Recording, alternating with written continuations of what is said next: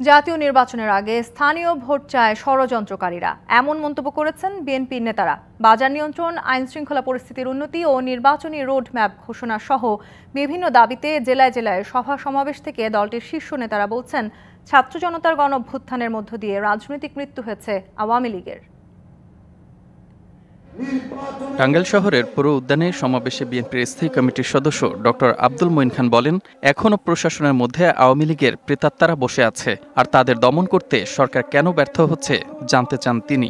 আওয়ামী লীগের প্রেতাত্মারা যারা এখনো প্রশাসনের ভিতরে বসে আছে, তাদেরকে কেন তারা দমন করতে ব্যর্থ হচ্ছে, এই প্রশ্ন আজকে বাংলাদেশের মানুষকে অন্তর্বর্তীকালীন সরকারকে করতে হবে।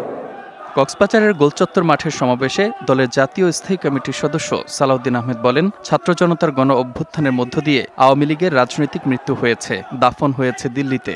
বাংলাদেশে বিএনপিকে আপনারা একটি সুশৃঙ্খল গণতান্ত্রিক দল হিসাবে আপনারা পরিচালিত করবেন, প্রতিষ্ঠিত করবেন, এই দলে অন্তর্ভুক্ত হবেন, এই দলের ছায়াতলে থাকবেন। শিয়া বাটার ও ভিটামিন ই সমৃদ্ধ lily glam beauty soap. Lily, always beautiful. চাঁদপুরের সমাবেশে প্রধান অতিথি ছিলেন দলের ভাইস চেয়ারম্যান আব্দুল আওয়াল মিন্টু। বলেন, ষড়যন্ত্রকারীরা জাতীয় নির্বাচনের আগে স্থানীয় নির্বাচন চায়। আমরা মনে করি এটা একটা ষড়যন্ত্র।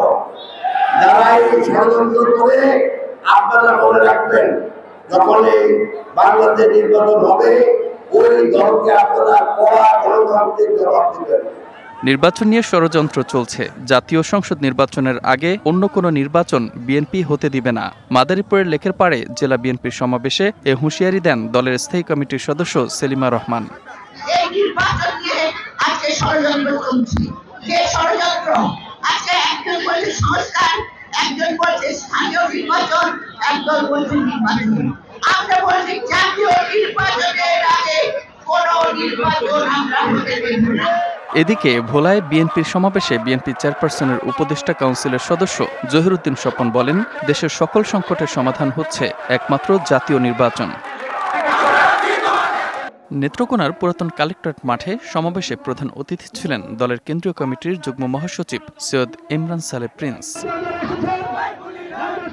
Mustafa Kamal, DBC news desk.